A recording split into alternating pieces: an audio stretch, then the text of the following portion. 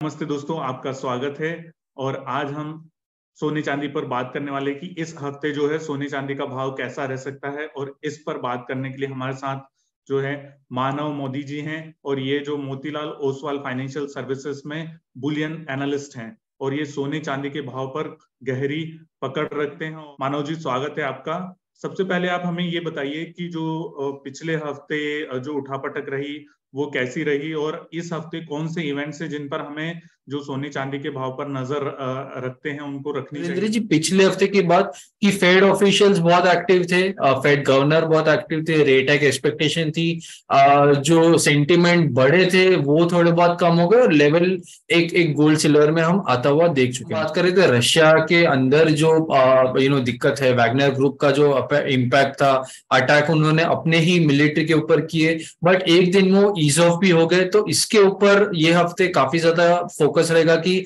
अब रशिया के जो प्रेसिडेंट है पुतिन, वो किस हिसाब से इस पे कमेंट करते हैं, बाकी देशों की क्या राय है इस अपडेट के ऊपर। इस हफ्ते और ज्यादा फोकस रहेगा। डेटा हेवी वीक है, हम यूएस की तरफ से जीडीपी नंबर आता हुआ देखेंगे, कोर पीसीई नंबर आता हुआ देखेंगे। तो कोर पीसीई नंबर इंपॉर्टेंट अब हो जाता है क्योंकि फेड का जो बेंचमार्क है इन्फ्लेशन के लिए वो पीसीई प्राइस इंडेक्स है। तो हम सीपीआई कितना भी घटता हुआ देखे, जब तक पीसीई हम घटता हुआ नहीं देखेंगे तब तक मेरे ख्याल से रेट हाइक की प्रोबेबिलिटी हम बनती हुई देखेंगे। तो ये नंबर बहुत ज्यादा इंपॉर्टेंट होगा। फेड गवर्नर के साथ साथ बीओई और ईसीबी के गवर्नर की भी स्पीच इस हफ्ते स्केड्यूल्ड है, तो वो भी बहुत ज्यादा इंपॉर्टेंट रहेंगी कि उनके कमेंट्स किस हिसाब से गोल्ड और सिल्वर को इम्पैक्ट करते हैं। तो मानव जी, जैसा आपने बताया कि ये जो हफ्ता है ये बहुत ही महत्वपूर्ण रहने वाला है सोने चांदी के लिए। तो अगर आप हमें थोड़ा सा बता सकें कि इंटरनेशनल मार्केट में किस तरह से भाव ट्रेड करेगा, और एमसीएक्स में आप कैसे सोने चांदी के भाव का ट्रेंड देख रहे हैं। जी बिल्कुल। तो मेरे ख्याल से ये हफ्ते जैसे मैंने बात की, बहुत सारे जो इवेंट्स हैं, इवेंट के ऊपर हम मूव एक आता हुआ देख सकते हैं। तो बहुत सारे इंपॉर्टेंट रेजिस्टेंस है शॉर्ट टर्म में जो अब ब्रेक होने इंपॉर्टेंट है। वो एक जो हम अपमूव की बात करते हैं, तो अगर हम पिछले हफ्ते का फॉल देखें तो 1910 के आसपास हमने गोल्ड को रुकता हुआ देखा है कि 1910 का सपोर्ट लिया है।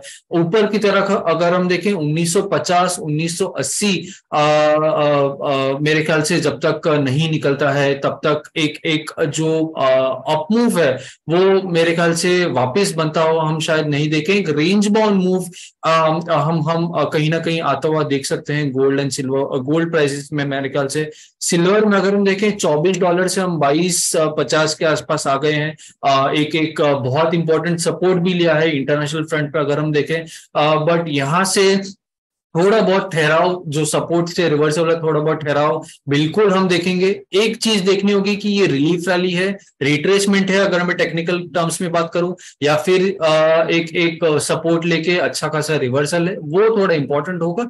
बट अगर हम लेवल स्पेसिफिक बात करें तो 58,000 मेरे ख्याल से डोमेस्टिक फ्रंट पे बहुत ज्यादा इंपॉर्टेंट है। 58,200 ऊपर की तरफ अगर हम देखें 59,500 वापिस से एक इंपॉर्टेंट सपोर्ट है ऊपर की तरफ। अगर जब तक ये लेवल नहीं निकलता है तब तक ये रेंज में मेरे ख्याल से गोल्ड एक शॉर्ट टर्म में ट्रेड करना चाहिए। लॉन्ग टर्म व्यू है वो सोने चांदी का आपका कैसा है? अगर लंबे स्तर की बात करें 60-300 मेरे ख्याल से बहुत टाइम से नहीं निकला है, तो 60-300 एक एक इंपॉर्टेंट लेवल होगा। इसके ऊपर ही मेरे ख्याल से एक एक नई तेजी या अच्छी सस्टेन तेजी की मैं उम्मीद रख सकता हूं। और नीचे में 58 and 57,000 medium to long term specific में एक अच्छा सपोर्ट रह सकता है गोल्ड प्राइसेस के लिए। वहीं अगर मैं सिल्वर प्राइसेस की बात करूं वीरेंद्र जी, तो सिल्वर प्राइसेस में ये जो हम करंट लेवल्स देख रहे हैं मेरे ख्याल से वो अच्छे सपोर्ट है, अच्छा अक्यूमुलेशन जोन है मैं बोलूंगा।